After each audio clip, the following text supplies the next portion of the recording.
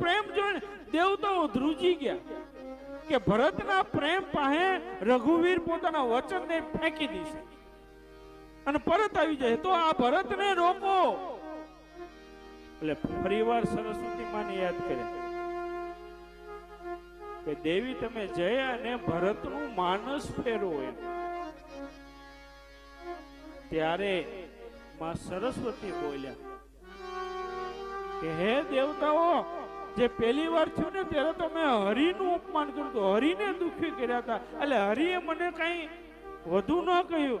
પણ હે દેવતાઓ, જ્યારે હું ભગવાનના ભક્ત એવા ભરતને જો હું હેરાન કરીશ ને તો રઘુવીરનું કાળ અગ્નિ મને છોડશે ને.